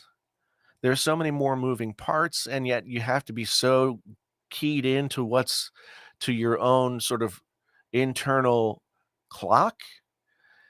It's just it's really, really challenging for me. I want it to be creatively satisfying, as well as perform well and do what, and grow and provide value to the people who are watching the videos. Renee says he cares mostly about average views per viewer, which um, it makes a lot of sense. I mean, if you get more people watching more videos, then you know that you're doing what you hope to do, which is to get people, uh, to grab onto people in a way that makes them want to go on the journey that you're going on as well, if that makes any sense.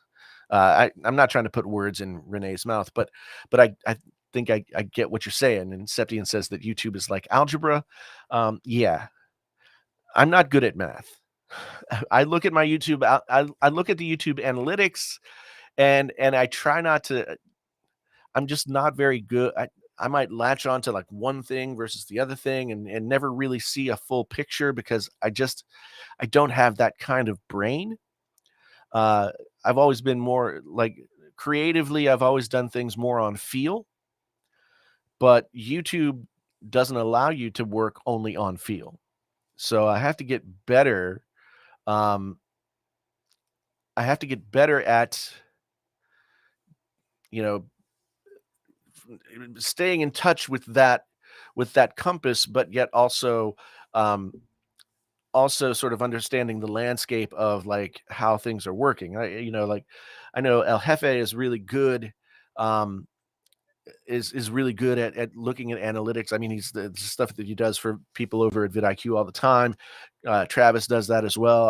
I'm always impressed with how keyed into the pulse of his channel Renee is. And sometimes I feel like um I lose the thread of that pulse in a way that I haven't yet figured out how to rectify. But caring less is probably going to be a good portion of what it is, and a good portion of what's going to help me the most. Because the more I care, the harder I try. The harder I try, the further away I get from what I'm trying to do. Um, Renee says, think like a chef at a restaurant. If you become famous for Shanghai dumplings and people come in uh, because they love them, then one day you serve haggis, they're probably not going to want it. Yeah, I mean, well, the switch from a dumpling to haggis um, would be shocking. But you're right. I mean, that it's that fine line. Like at one point, like there's to me that that fine line between, being dynamic and talking about things that interest me and having sort of wide-ranging interests when it comes to tech, but also being able to continue to serve dumplings, if that makes sense. Um, so Joker says, really enjoyed your review of the AirPod Pros. Felt like someone actually giving their opinion as someone who knows about audio, not just speaking uh, as someone just talking to make videos. Yeah, well, I mean that is something that I like to be able to bring to the audio related videos. That's not to say that somebody who doesn't have the same kind of background or experience doesn't have something to say. I sometimes sometimes they don't say anything, and that's, again, as I was saying before, one of the reasons that I started making videos was I didn't feel like people were uh, people were giving the best kind of I get the they weren't giving enough of a differentiation between the good and the bad that anybody could make a purchase decision off of what they said. And I wanted people to at least be sure that they knew what I thought, because I had been sort of burned by that myself. Renee says, yeah, I feel that it's like being an Avengers actor or director. You can still do indie films and love doing them, but they won't get Avengers box office. You got to accept that going in, though. So, yeah, well, that's a good point. I hadn't thought of it in that context, but that is a good sort of analogy for what it is. It's like, yeah, if you make if you go somewhat outside of what you're known for and do something else, I guess it makes sense to you know it, expect, quote unquote, less from it. Um, and it's kind of like, if you're that actor's agent, it's knowing like how how often how often do you make the indie film versus how often do you make the blockbuster, and how do you balance those two things um so that you can continue to be successful on both fronts. Make things that you care about, that sort of feed that different side of your artistic desire, and still have the success of the big budget thing. um it's yeah it's accept expect the worst, hope for the best. Yeah. um that's well, one thing that I got used to in terms of, like, being creative and being a writer or a musician or something like that is, you know, I don't most of the success that you will have in your life, you will have because you showed up and you continued to show up. And even when it didn't seem like anybody cared if you showed up or not, you still showed up. And that to me is like the difference between being a creative person or being someone who hones a craft and builds mastery, but and someone who doesn't. So the writing program that I went to here in Iowa uh, has had over 30 Pulitzer Prize winning writers come from this program, and MacArthur Genius Grant recipients and all this kind of stuff. And it's a big deal to get into the program. I was fortunate enough to get into the program, and there's people from all over, all different kinds of people from Ivy League schools, people who were literally truck drivers before they got in. everybody shows up and they're very, very talented. And there's no doubt about that. Everybody is very good at writing. But not everybody who goes through the program becomes like a published writer, and a lot of that has to do with little things that don't seem like they would make a lot of difference, but it, a lot of times it comes down to, do you have the stomach for living through the the frustrations, the pain, the good, the bad, etc., etc. Do you have the stomach for continuing to do that well beyond any point where it seems like it makes logical sense to do it? I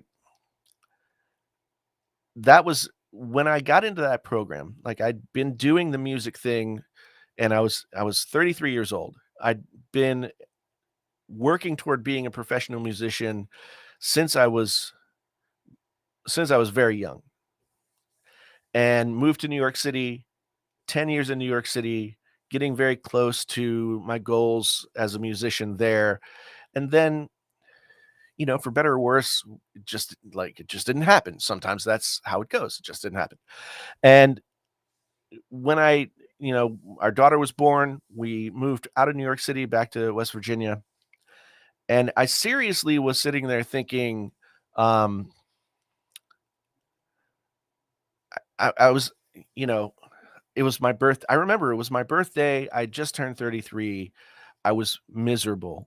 I didn't know what was going to happen, what I was going to do with my life. I was as sad, depressed as I had ever been about anything. I felt like I just had like no place to go. The thing that I had worked and sort of sold myself out for had sort of fallen flat. So what do I do? And my wife was like, "We've got our new child. You have to figure out like what the next thing is. You have to figure out is what is the next 10 years of your life." And I started to think, okay, I love to write. I love music. I love all that kind of stuff. I planned on going to get my teaching accreditation, and being a high school English teacher, still doing music on the side or whatever. But I thought that that's what I would do, and the artistic thing take a back seat to it. But as I was going through all that, I had to finish my undergraduate degree, which I had never finished. And in doing that, I took a I took a one-on-one course with an MFA student at West Virginia University. She was studying fiction. And I started writing, and I I found the writing was what helped me find my way back. I did that semester. The person that I was working with said, "Hey, you should apply to MFA programs, and you can get a teaching accreditation for, teaching at the college level if you get an MFA." And through like what was a really difficult time, working at the newspaper that I delivered when I was a kid, not knowing where I was going to go, what brought me back out of it was the creativity. And at that point, I knew that the rest of my life was going to be finding a way to continue to do those creative things that continue to drive me to this day, without having to take a job that would make me want to like kill myself. you know, still having an integrity on that level, right? Still being able to do a thing. And so when I worked and taught at the university, that fulfilled that. YouTube and being creative on that level has sort of fulfilled that. I'm 50 years old now. I've been a full-time creator, quote unquote. It's been my main focus, my main passion for 35 years or more. And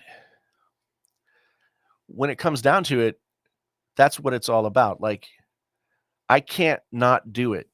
It's such an integral part of what I am and what I do that even when I try to, like, make sense and do the responsible thing, I find my way back to being a creative person. And so then it's about, like, how do you live that creative life and be able to be responsible to your own self, to your family, to everything else. And, Lee had said earlier, that a lot of times listening to me talk about my YouTube channel is like listening to me try to figure out the meaning of life. Um, well, yeah, that's what that's kind of what I'm doing all the time every day is trying to figure out, like, what is the meaning of this life? Is it worth the effort that I'm making? What changes do I need to make? Am I satisfied? Am I not satisfied? Why or why not? And how do I move forward? But there's never a question about whether or not I'm gonna continue to do it. It might not be the same kind of YouTube videos. It might not be YouTube videos at all. It might not, but right now I'm building what I'm building so that I can do more of this, so that I can have more latitude to create the things that I want to create. Um, and it's become clear to me at this point that, like, YouTube is a piece of the puzzle, but it's not it's not the top of the funnel for me, right? It's it's a piece of that puzzle, but there's more out there that I have to figure out in order to balance the YouTube with the creativity, with, making money and all that kind of stuff. And I think in the last 6 months of this year, I finally started to figure some of that out. I don't necessarily know what it's gonna look like, but, it's, even in my darkest moments, there's never a question of whether or not I'm gonna keep doing this. I'll it's the people that show up are the people that, quote unquote, have the success, right? Um, and that success doesn't necessarily mean, as we said before, like, you know, big subscriber counts or anything like that, but the success of, like, having a one-to-one connection with a human being. Renee can judge that connection by how many of his videos does a viewer go through and watch in a string. That's a good barometer for that. Um, and and so everybody's on that journey. And Jeff, I mean, I think I know you're right. There are definitely times, and maybe those are the times that I, like, be more public about the way I'm feeling. But yeah, there's definitely no reason that I can't be what I feel like I am, and still be successful, right? Um, it's just been a it's it's just been a weird it's been a weird journey these past couple of years um, because my like because YouTube is a such a fast moving platform, and also it changes so much so often. Um, it it's hard to, like, sort of keep your focus on the moving target. And I think I lost that focus to a certain extent and couldn't figure out, like, how to get it back. And I don't know if I figured it out or not, but I will. And yeah, Genosis is right. I mean, you guys have just sat here listening to me, like, blather on about, this stuff for 2.5 hours at this point. Um, and I do appreciate it. I hope that there's value. There's value in me just being able to sit here and say it. I hope there's value for you guys sitting out there and having conversations among yourselves, or with me, um, and listening to it. These these are the kinds of conversations, like, when I do a live stream, I really like to be able to just sort of stretch out and let the conversation go wherever it's going to go. Um, and So I appreciate you guys hanging with me tonight. I am gonna shut it down at this point because it's 2.5 hours, and that's a long time. But no, Genosis, I think I you know your points were well taken. Your points were well taken, and I think it's worthy. No, it's it, and it, no, I don't think you were shutting it down. I just think that now's a natural stopping point. There'll be more streams, and I'll be back. Renee, Jeff, Genosis, everybody who's been here, all the members, all the mods, all the people who help keep this thing going. I really do appreciate it. Um, you guys have been awesome, and I'm really looking forward to all the stuff that's coming in 2022. I'm looking forward to being a part of this community. So you guys have a great rest of the evening. Once again, my name is Jason. I got to figure out what's going on with my camera. This has been Painfully Honest Tech. So honest it hurts. Especially if you were sitting on a hard chair for all this time. Until the next time, I am out.